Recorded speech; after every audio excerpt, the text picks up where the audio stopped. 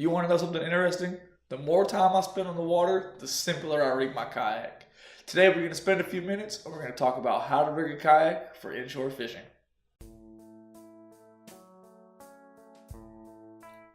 For those of you who don't know me, I'm Nick. I'm the owner of Navarre Kayak Fishing. Today we're going to cover rigging your kayak for inshore fishing and how I rig mine for all our charters. There's going to be a bunch of links in the description. If you guys purchase any of those things, it supports our business. We get a small commission and we greatly appreciate it.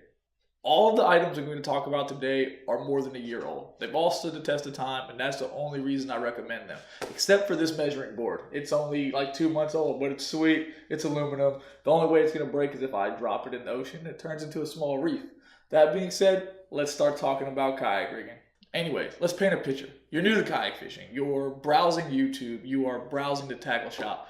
You're buying all kinds of things that you don't need, and a few months from now, you're going to throw them all on the floor. The goal of this video is to prevent all of that, get you on the water, and get you on fish with the least amount of stuff you need. To start, I don't leave home without a push pole, a measuring board, a net, fish grips, and a rod holder. They're all important, and they are essential to us being successful while we're on the water.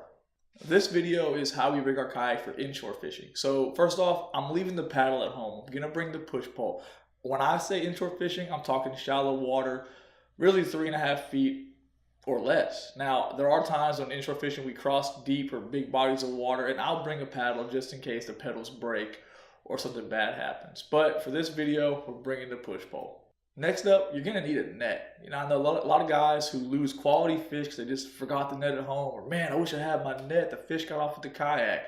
I keep mine right across the front of the kayak, and I use a paddle holder to hold it in place on the right side of the kayak. It's always in arm's reach, and that's really, really important when it's time to land the fish.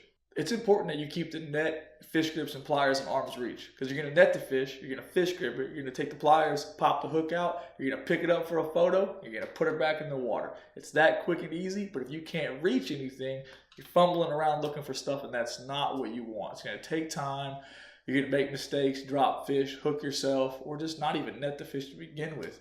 Keep that stuff in mind. Simple and effective.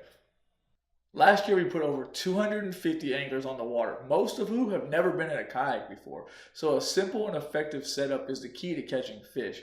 I don't recommend buying 4 billion things or even using the fish finder inshore. More often than not, you're fishing very shallow water. You can look down and you can see the bottom, or you can use that push pole to find out how deep the water is.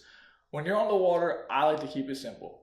It helps us catch fish. We spend more time fishing, less time messing with stuff, and everything is right in arm's reach where we need it. That's how I rig my kayak for inshore fishing. I appreciate you guys taking the time to watch. Make sure you smash the like button, hit the subscribe button down here somewhere, and check out one of our other videos.